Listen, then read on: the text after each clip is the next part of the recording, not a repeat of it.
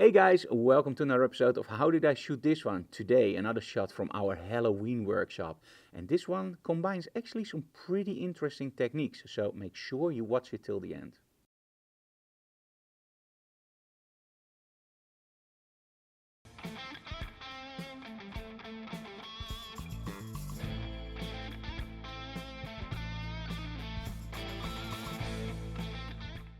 Now, during the workshops, we always try to do different things. I've mentioned this many times.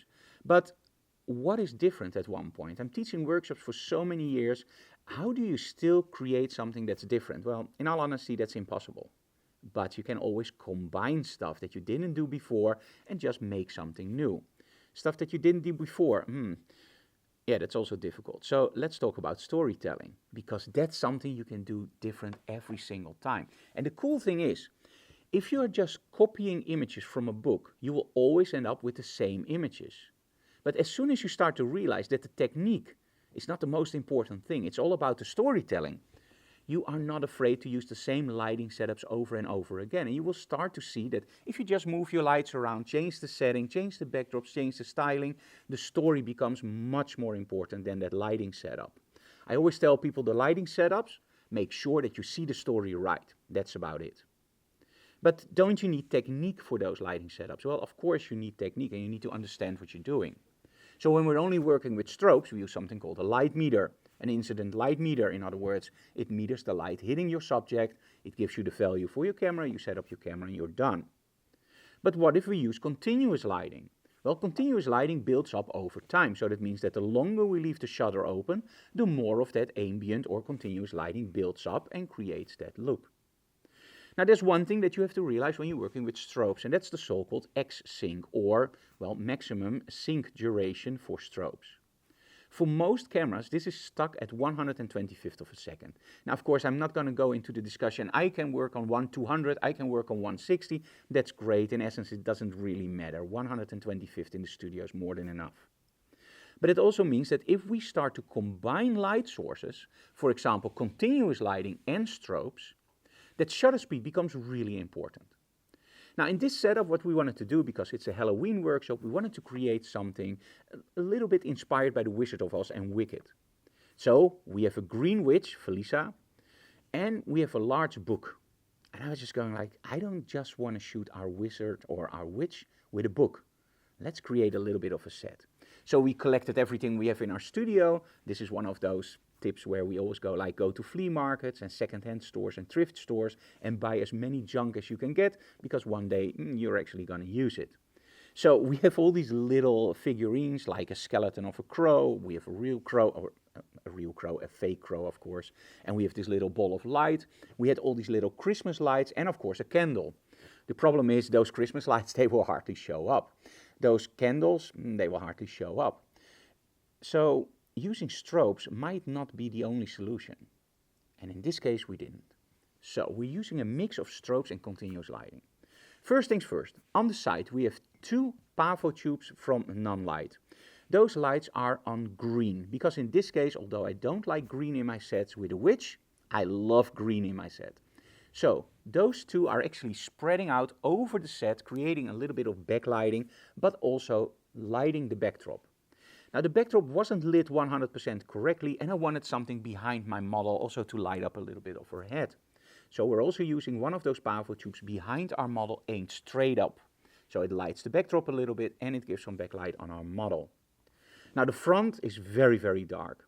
Now, we knew we were using smoke, and because we're using continuous lighting, I opted for one larger tube, the same that's behind me now, on the blue setting, creating a nice halo of blue. If you shoot just over it, you get a little bit of lens flare from that blue. Now, with those LED tubes in place, and higher ISO, I was able to get a nice shot, including the Christmas lights and the candle. But of course, we also want to make sure that in that pot, there's a little bit of red coming out, right? Like it's on fire.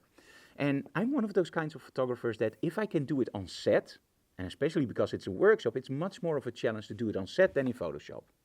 Doing it in Photoshop is really easy, but doing it on the set, that's a challenge. So we want to light our model with a strobe, and we want to make sure that that pot lights up. So what do? Well, in the pot we have a GT200 from Geekoto. I love the smaller hybrid strobes with a red gel from our Rogue magnetic system. As you can see here, we're just using a GT200, which is a rectangular strobe, and we're using a holder here, and on that holder you can click the magnetic system. It's a great system, and it fits in that pot, if you take off, of course, the pistol grip. Otherwise it won't fit. Now, because that one is remote controlled and it's red, I can change the output depending on what I want. Do I want more fire on the bottom part? That will blow out, of course, will become white, and then the bottom part will be white and the top part will be red, or do I just want red? In the end, we ended up with something in between. One light on our model really focused on her face to make sure that her face jumps out. You can use a snoot for this, for example, to make sure that you focus that light.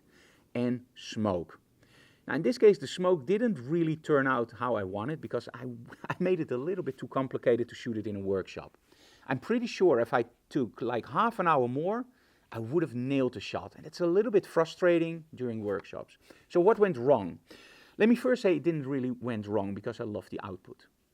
The first thing we did was fill up the bag with smoke. That went great. The second thing, and that's where it went wrong, fill up the pot with smoke. The bigger smoke machines, they just puffed after we stopped them. So they also created a little bit of smoke in front of our model. And then the final part was make sure that we have something like this. And this is smoke that actually fits to your subject, or sorry, to your surrounding area. So let's turn it on. And I will show you that on my desk. So this one will fit on your desk, for example, and slowly will go up. And that's of course great for something that's more mysterious. But as you can see, it goes really fast. And that's what went wrong in this set. I probably would have also had to use this one on the pot. But that I realized after we did the whole set. Now, what do you choose? Well, in this case, I opted for one color image and one in black and white. And let's be honest, the black and white gives you a really cool look. So let's take a look at the behind the scenes recording, and it will be a little bit grainy because there wasn't a lot of light, and then of course the final results.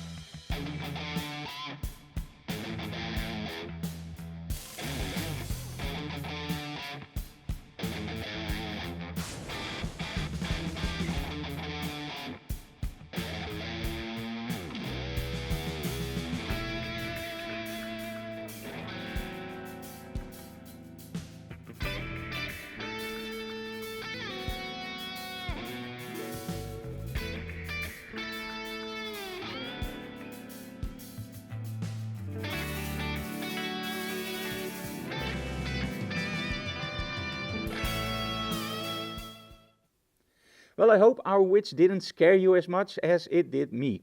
The whole setup, pretty elaborate. I love building sets, but the biggest problem in this case was actually the smoke, not the lighting. So when you do something like this, take your time, and in between make sure that the smoke can disappear, because a lot of smoke, yeah, it might look nice, but it will actually destroy your image. In the end, I'm still happy with the results, but it could have been better. Thank you so much for watching, guys, and see you again next time. Bye-bye. Hey guys, still here? Okay, sorry, we love smoke. We don't smoke, by the way, it's all from a smoke machine. Now, if you like what we do on this channel, and you see I risk my life and my health for you guys, so do me one favor. Subscribe to our channel, tell other people about our channel so we can grow, and you see this little bell? If you hit the bell, no, you won't get a free drink, but you will get a notification as soon as we upload a new video, and according to some people, that's much better than a free drink. So, yeah, why not? Hit the bell, hit the like, and subscribe. Bye, guys.